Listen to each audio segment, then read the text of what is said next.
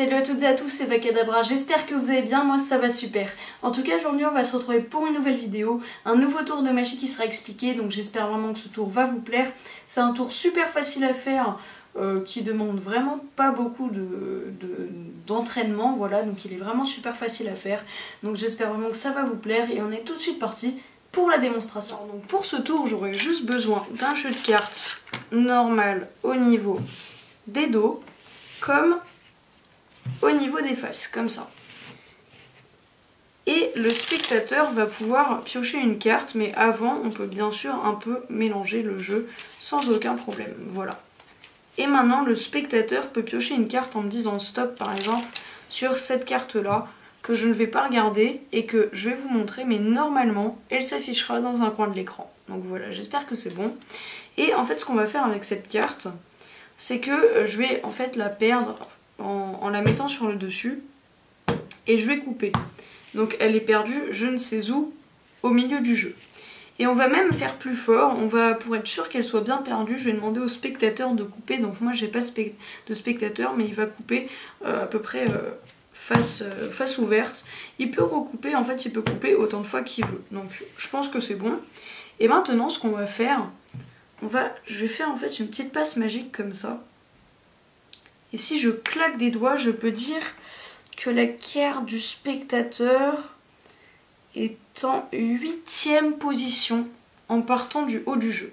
Donc on va aller voir. 1, 2, 3, 4, 5, 6, 7, 8. Et on va se rendre compte que la 8e carte, c'est la carte du spectateur, le 8 de carreau. Comment ça marche? Tout de suite, les explications. Alors donc pour ce tour, j'aurai besoin d'un jeu de cartes normal au niveau des dos, comme ceci, et au niveau des faces. Et de ce jeu de cartes, on va extraire toute une famille qui est pour moi les piques, comme ceci. Donc vous pouvez bien sûr extraire de ce jeu pique, cœur, trèfle ou carreau. Moi je prends pique. Et de ce que vous allez faire avec ces piques, c'est que vous allez en fait les trier. Vous allez les trier dans un ordre très précis qui est roi, dame, valet, 10, 9, 8, 7, 6, 5, 4, 3, 2 et as. Donc l'as n'occupe pas la place la plus forte, mais la place la plus nulle.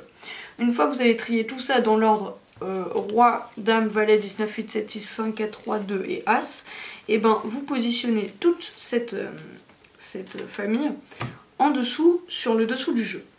Et vous êtes prêt à rentrer sur scène.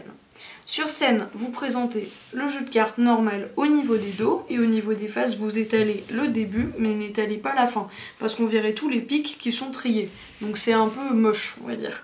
Donc on met comme ça, là c'est parfait.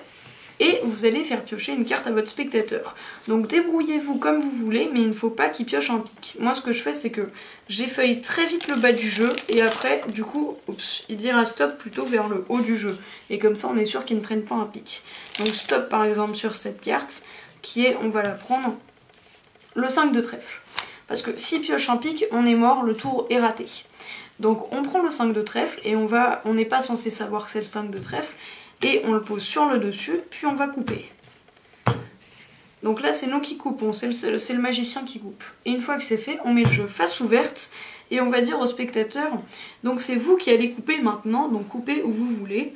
Et en gros il va couper face ouverte et en fait il faut qu'il coupe sur un pic. Faut que, imaginons il ne coupe pas sur un pic, là il coupe sur un cœur, et ben on lui dit de recouper jusqu'à qu'il coupe sur un pic. Donc là j'ai coupé sur un pic, sur le 7 de pique, vous voyez. Donc on voit ça là. Et dès qu'on pioche sur un pic, et ben vous retenez le petit chiffre qui est là et c'est bon.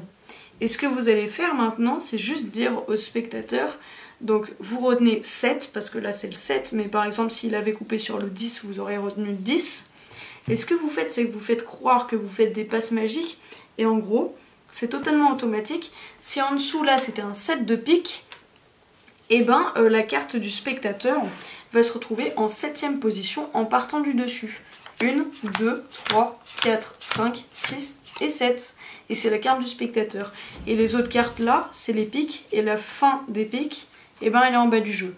Voilà, donc après vous pouvez recommencer ce tour en vitesse super rapidement, juste en remettant ces cartes comme ça dans l'ordre. Voilà.